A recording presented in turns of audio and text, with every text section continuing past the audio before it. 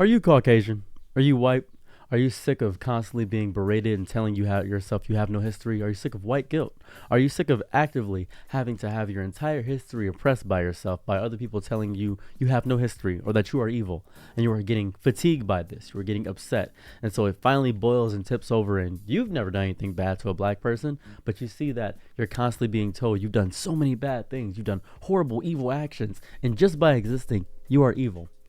You are probably experiencing racial fatigue.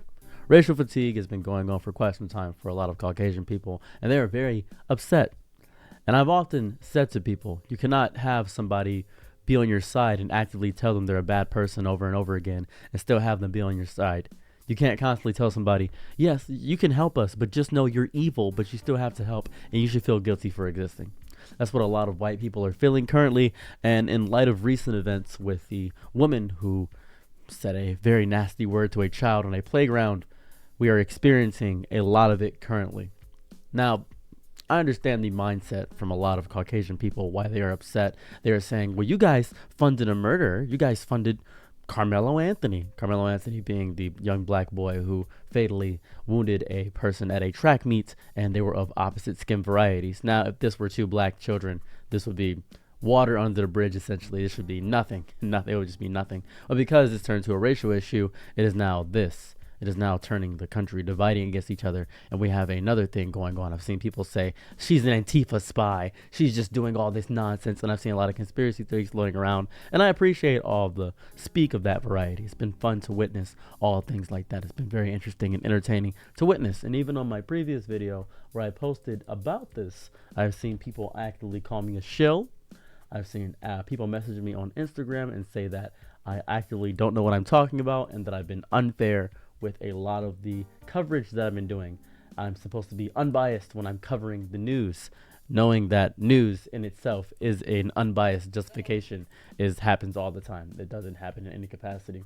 So what I've been seeing here, and I'll go ahead and put my display capture on here, I apologize, is what we're seeing here, slip of the tongue, bada bing, bada boom, and we're seeing a bunch of people say, you interject people, try to make it really racist, innocent, especially kind of stupid, keep playing victims. A lot of people like this. These are just random YouTube comments that happen all the time. I'm not playing a victim, by the way. I actively state that I don't. I think it was psychotic to actively antagonize her because that would cause a big retaliation effort from people. It's insane to get her social security number and all that jazz for a lot of stuff. And a lot of people often quote freedom of speech.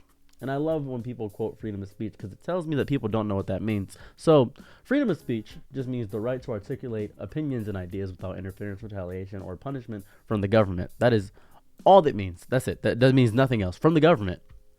People to people can say whatever they want to.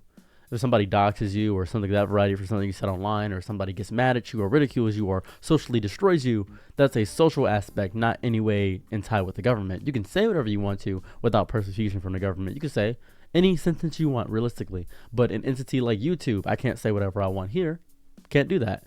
YouTube functions outside in India, it functions everywhere else. My YouTube is in America, in Detroit specifically, but I can't say every single sentence I want to because advertisers wouldn't take too kindly to that. Because the advertisers are separate from the government, and socially is separate from the government. So you do have freedom of speech. You can say whatever you want to. This is America for sure. However, you cannot do that. And oftentimes, a lot of people are very upset because, well, black people are responsible for most of the crime in America. And this is true. I can't deny that. 100%. Official record studies consistently show that blacks exhibit higher levels of involvement in criminally offending than whites do. That is 100% correct. I cannot disagree with that. We even have statistics there, whole thing right there. We can see that. That's from February 13, 2024. You are 100% correct about that. I'm not disagreeing with you at all. But you have to look at the reasoning why behind black people are responsible for most of the crime. It is not because actively we're just violent by nature, despite the fact that they may seem that way. It is because blacks get persecuted a lot more often. Black people get persecuted because by virtue of being black. Well, why is that? Well, it's because they're more violent. Wrong. It is because throughout history, black people have not had a very fun go. If you look at the older members or judges in history, if you see people of that variety, they grew up in racist times. That was so long ago, you might say. That was like the 1800s. Who cares about that? We're past that. Well, I would like to point something out very importantly. When did Emmett Till pass away? Do you know the year? I remember because my birthday is August 29th. On August 28th, Emmett Till passed away in 1955. 70 years ago. 70 years ago is when he passed away. That's very important. 70 years ago is when Emmett Till passed away. Now, we could take this as a one-off example. You keep bringing up Emmett Till. Who cares about that? That's all the way in the past. True, it is all the way in the past. And the woman who claimed him, died recently, very recently. And that means that those prevalent mindsets are still about and pushed. It wasn't until very recently, maybe 30 years ago, that black people actually started to get more of a voice in media. That's what happened. Some people think that Carl Winslow or Fresh Prince of Bel-Air actively destroyed racism because black people were on the media. But black people still got relegated to have their own television and live in color. There was BET, Black Entertainment Television, because we weren't allowed on all the airwaves. What about the Jeffersons? That wasn't allowed on all the airwaves. So we've always faced a history of oppression, and we faced racial fatigue ever since entering into the country. And this is what's happened. Ruby Bridges is still alive. If you don't know who Ruby Bridges is, she was a young black woman who actively wanted to go to an integrated school, a white and black school, because there was a state law in Louisiana that actively said you couldn't do that. Not a thing. Rosa Parks, October 24th, 2005. This wasn't that long ago. When black people and Jim Crow was going on, it wasn't that long ago. You guys act like it's some eons long thing that happened a while ago. You guys assume that. That's not how long ago it was. It's very recent for us. It's very fresh in our history. And I agree. You guys didn't do anything. You guys currently living, per person watching this video, 100%. You didn't do anything. 20 years old, you didn't do anything. 100%, you didn't. There's no reasoning or pathos behind you doing anything. And gamers who watch my videos, who actively have played Call of Duty Black Ops and said hard R's and slurs over the internet, you probably haven't harmed a black person. Said the word because it's the most offensive word you know, but by all means, you haven't done that. So you're curious why you're getting ridiculed and saying you have no history. You have a beautiful history. July 4th, 1776, the founding of America. Francis Scott Key, Oh Say Can We See by the Dawn's Early Light, an amazing, beautiful song. Going to and fro. Star Spangled Banner, that was amazing. You guys got freed from the grip of British rule, pushing the tea into the harbor, having the first president, George Washington, a general in the army, a strong man, a leader, a righteous, pious man, leading the country, onward to and fro, doing everything in your power to build and become a national superpower, doing everything, knowing what it's like to be oppressed. America did everything in its power to police and watch other nations, lending its power, becoming a global powerhouse, so much so that despite the rule of the British Empire, despite the fact that no matter where the sun shines, it's going to shine on the British Empire, America overtook that and became one of the most domineering forces on the planet. And I respect that. I respect victory. I love victory. It's one of my favorite things. It's amazing. It's outstanding. I think it's outstanding. The history that Americans have is amazing. Alexander Graham Bell, creating of the phone. Benjamin Franklin, all these other people, even the creation of the little boy bomb and the fat man, that was a marvel of destructive force and a showmanship. Making it to the moon was an amazing thing. There's an impressive history in America, and I love and respect it. I do. I'm not saying I don't. I really do. But you can't neglect the bad parts. The good and the bad come, yin and yang. That's how the world operates. That's how the world goes. That's reality. That's what happens. And I understand the racial fatigue. I get it. I get being hated for existing. I get being agitated that telling people that you have no history. People saying you have no history and you're evil for existing. In the same way that I'm violent for being black, I know what it's like. And I do not agree that it is fair to actively have black people attack white people as an act of retaliation for all the evil things that your ancestors did. I don't agree to that. So on that front, I'm with you. But I can understand why black people now will be angry. Because they never had the chance to be angry. They never had the chance to voice the outlet to do so. And now black people have a smidgen of power. And it's upsetting, isn't it? Isn't it annoying to actively have every action you have scrutinized?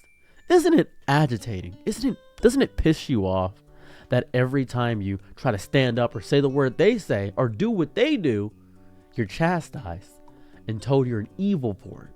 Oh, that must be annoying. It must suck ass. It must be the worst feeling on the planet.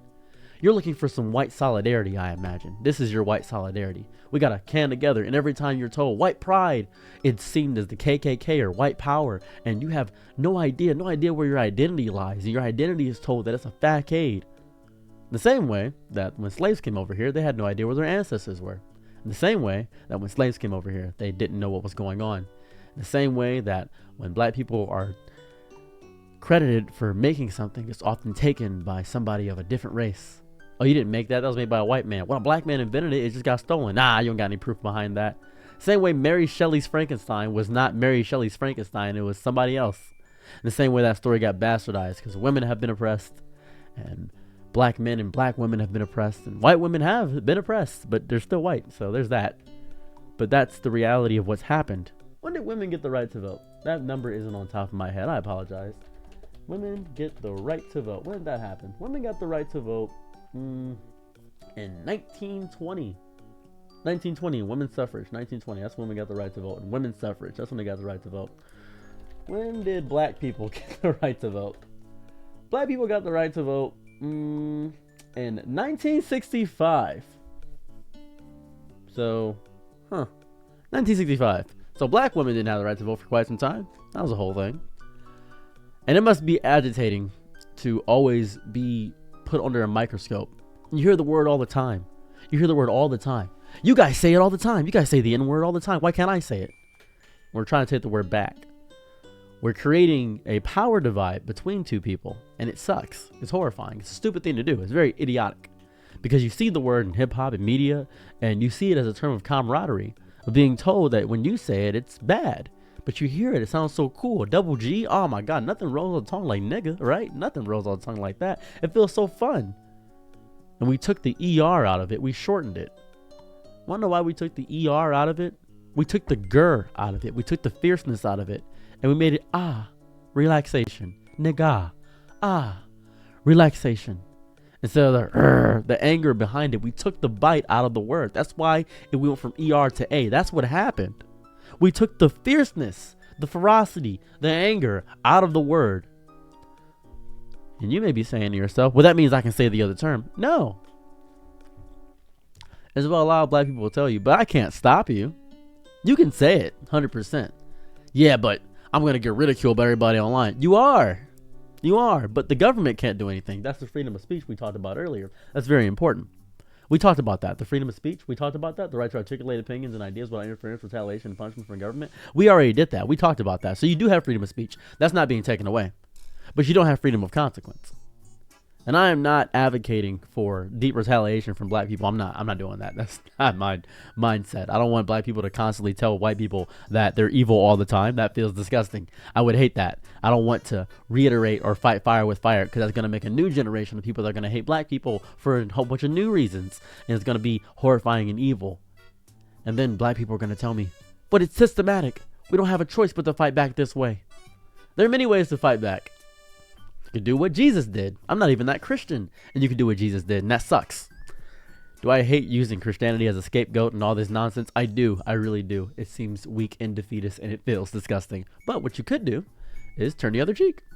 But it doesn't mean bow down and allow yourself to be defeated. No, do not stand there and let people walk all over you. Turn the other cheek. Show your strength. Show their punches do no damage. If black people got to work twice as hard to get half as much, that means we're 4 times as better. That's all that means. That's all that means. It means we got to be 4 times as strong, 4 times as resilient, 4 times as kind. And that's why we got to be 4 times as angry. That's why we're responsible for most of the crime. And that sucks. It's reality. That's how it works. Because we're more. And it sucks to be more. It sucks to be responsible. It sucks that we're such a small percentage of this area. We're 14% of the population. Did you know that? What percent of of America is black? What percent? It's 14%. 14% of America is black. Not a big number. Not huge. Yet we are blamed for pretty much everything. And if we look at white alone, it's 75%. 75% of America is white. And yet, for some odd reason, there's racial fatigue among white people. And I grasp it. I understand it. How are 13% of the population causing so many issues? We're so much bigger. And you guys are. 100%. You guys are huge. You guys are enormous compared to us. You guys dominate us. As a matter of fact, if 100 million black people died and 100 million white people died, we would lose so much of our numbers and you guys would repopulate much faster. And that would fix that issue you have where you think the white race is being eliminated. So in what way is the white race being eliminated? Since you guys use statistics so much, let's use statistics. Let's just use it as a fun divot.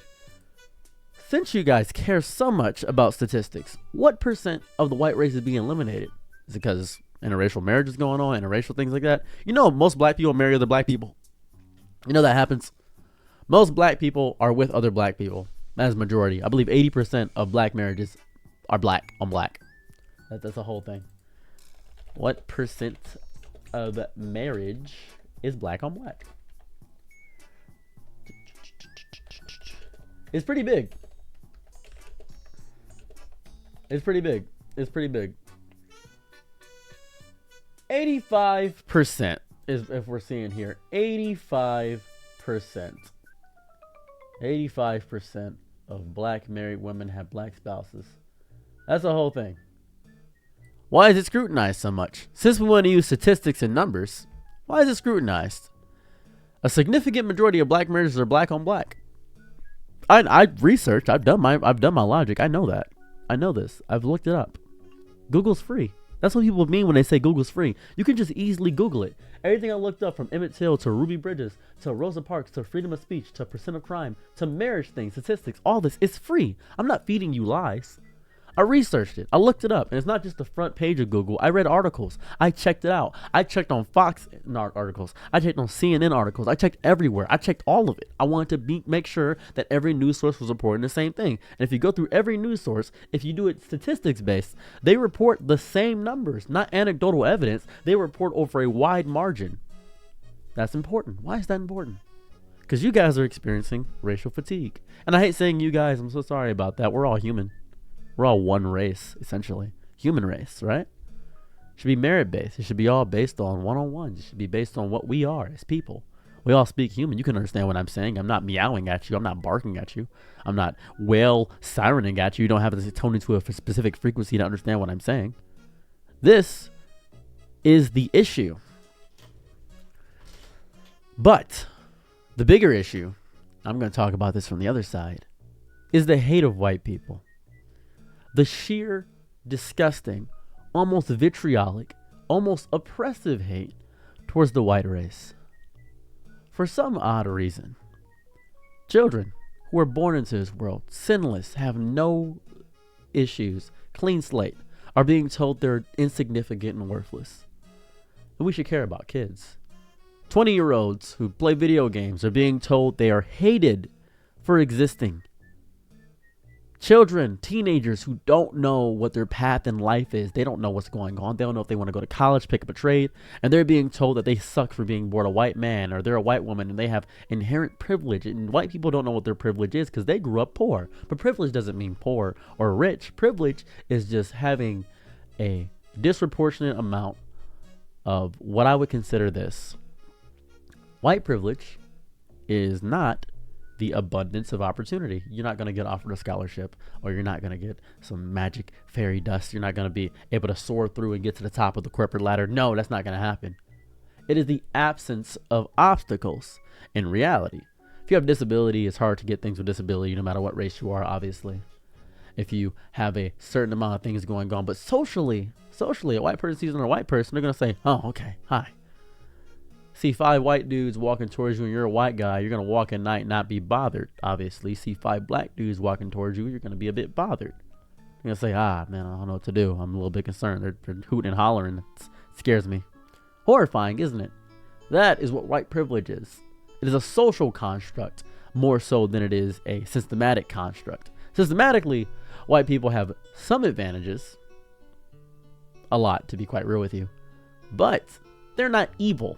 White people aren't inherently evil. White people shouldn't be told they're evil. That's ridiculous.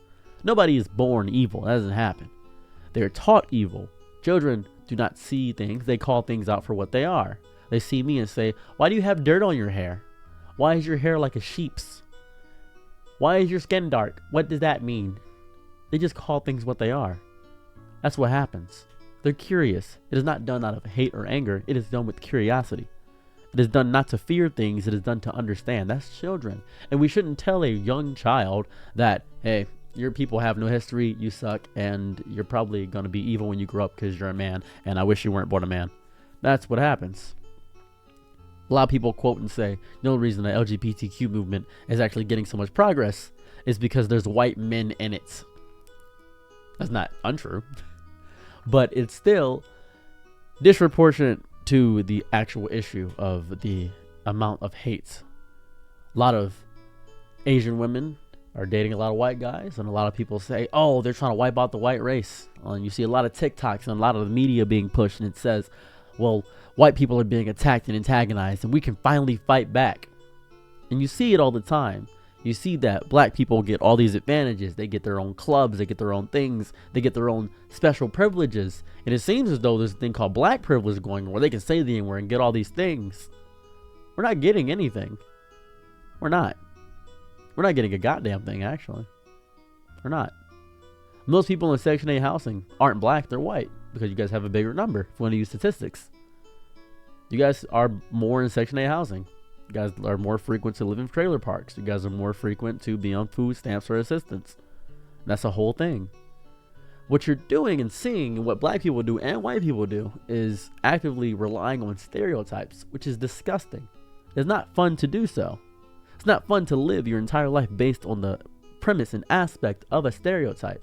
It makes you feel like less of a human and less of a person. It makes you feel like you don't exist. It makes you feel like you are fighting for your right to exist. And that's what white people feel right now, I imagine. I imagine at the current moment, it sucks to be white for you. Socially. And you're confused because your whole life you struggled. You may have had abusive parents. They may have got divorced. And you may have an alcoholic dad. And you could say, well, if all black people don't have a father and I don't have a father, then I can say the N-word. Because you think struggle is inherent to race. Struggle is among everyone. Everybody struggles. And we're not saying as black people that, oh my goodness, white people don't struggle. We never said that. We're saying that you guys do not have the obstacles that black people have. But I personally, I'm going to tell you this right now, I don't think you're evil. I don't think you're messed up. I don't think every white person is racist. I don't. I really don't. I'm not going to pitch that or tell people that every white person is racist or that every white child born to the world is ruining it for the rest of everybody. I don't judge one member of your society like Kyle Rittenhouse or Ronald Reagan as every white person. I don't do that because that's not fair. But because you see other black people in the media doing so, you think that every black person is doing the same thing. You think that every white person is doing the same thing. You think black people are intrinsic to crime and you are fighting retaliation and fighting fire with fire. And that's okay. Because we're not going to progress as society if we keep doing this. If we keep backpedaling and backlashing against each other, if we keep doing this over and over again, if we keep annihilating ourselves and keep beating down ourselves with these weird, wacky systems, it's going to feel disgusting. We're going to hate each other for the aspect of existing. We're going to hate existing next to each other. And we're going to fight each other when the real issue is a bit more complex. Because we're all poor, right? White guy watching this, you're poor like me, right? We're both poor. We're both living paycheck to paycheck. I'm sure we are. We're both doing the same exact thing. We have camaraderie. We locked in. Look at me in the eyes. We're locked in. Me and you. White guy watching this. We're both poor as hell. We both probably play League of Legends or Apex or Yu-Gi-Oh! Or we probably play Call of Duty and we both prestige. Probably amazing at the game. We probably play Power Wash Simulator. Probably have a group of Discord friends. We both have probably said slurs. I'm not even going to judge you for that. You probably said it. Thought it was funny. Probably made some black humor, dark humor, racist jokes. Probably still do. I'm not going to judge you for that at all. I'm not going to call you a bad person or film you and record you and say you're racist. I'm not going to do that. I'm going to still play the game with you because you're the best person I play with in Helldivers 2 is what I'm going to do. That's what's going to happen. That's reality. Because I'm a person. I'm not a race. I'm not an idea. I'm a person. And I don't hate people for being human. I hate ideas and I hate words. I judge you for your ideas and I judge you for your words. I don't judge you for your humanity. I refuse to do that. That's what happens. That's how I operate as a human. I'm not here to judge you. I'm here to tell you that if we keep fighting against each other over and over again, and I know you're experiencing racial fatigue and sick of being oppressed, as you might say, I know you're sick of it. I understand that. But what I'm going to tell you is that we need to fight a bigger battle. There's still world hunger. There's still kids having to pay for school and lunch. There's a bigger issue. We're supposed to be the most prosperous country on the planet. You agree? America first, right? I'm pretty sure you agree America first. We both agree to that. Want America to be the greatest country on the planet, don't you? I'm pretty sure you do. Whether you're right wing, whether you're left wing, you want to have a good place to live, I imagine. Whether you're a weak centrist that can't pick a side because you're a coward, whether you want to do that, I'm pretty sure you want to, in most capacities, have a fun time with this life hold. But we're not doing that, are we? We're being manipulated and destroyed by the big mass media. We're getting destroyed by politicians. We're getting annihilated by these elected officials who've been in office for too long. And that's what the reality of the situation is. We're getting destroyed by our own choices, and we're being led astray and messed up by pretty words and manipulated. And it feels gross. And we're being told that the big issue is race. Race is the biggest issue in this country, when it's not. Do I care that Shiloh Hendrix made a crazy amount of money? No, I really I don't give a damn. I don't care how much money she made. That's not an issue for me. I don't care. Do I care that black people are getting destroyed? Yes. Do I care that white people are getting destroyed? Yes. I care that the ultra rich are destroying everybody. I care that we have an oligarchy. I care that chips no longer cost 25 cents a bag of chips. That's what I care about. It's $1 used to get me 4 bags of chips. That's what happened. Back in the day, I could get a honey bun, I get a juice, I could get 25 pieces of penny candy, and I get a bag of chips. And I will be good for basically 5 hours of snacks for $1. And that was the value of $1. That statement means nothing nowadays. That's my biggest issue right now. That's what I'm currently fighting against. I understand the racial fatigue. I get it. I understand being told you don't have a history, because I've been told my entire life my history is worthless. I understand what it is like to be oppressed and ridiculed, because I, when I was younger, had my brother pass away in my arms to black on black violence. You know what happened after that? There was no news coverage. None of it. Nada. Not a smidgen or a dust. Just a little thing in the obituary. You know what happened when I reached out to the news company in Toledo, Ohio? You know what happened when I reached out to that when my brother died in Toledo, Ohio when I was younger? My dad and me reached out and we called the news station. They said, oh, well, was he somebody important? And they said, no. And they said, doesn't seem that worth it. People die every day here. Is exactly what was told to us when we tried to get news coverage or something, or finding the person. We got filed a police report, but nothing ever came of that. That police report, they tried. They definitely tried. I'm going to give TPD the respect they did. They did try. But the bullets were unregistered. They were made of copper. There were copper bullets.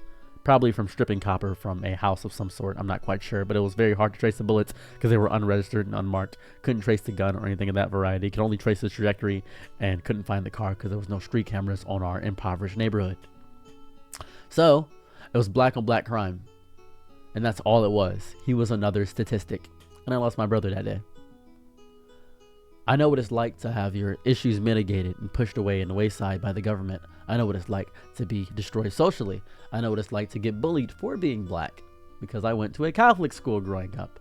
I know what it's like to be called a African booty scratcher. I know what it's like to get insulted by members of my own race, and they callous my mind. And I know what it's like. And I'm sorry. And I want to apologize.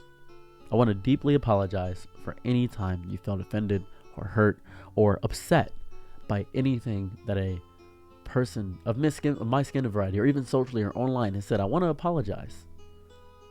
But I also want to say, toughen the fuck up. Toughen up. Words don't hurt you, right? Shouldn't hurt you. Oh, but words hurt you. Words hurt you. We can't say the N word. They don't hurt. Just make me angry. And I can't hit you. You're online. So I'm going to do the only thing I can do. Is tell everybody you said it. And you want everybody to know you said it, fine. And people can react how they want to react. Whether they think you're racist or whatever. And I don't think you're racist if you just say the word. No, I don't think you're racist. I think you're racist for what you do after you say the word.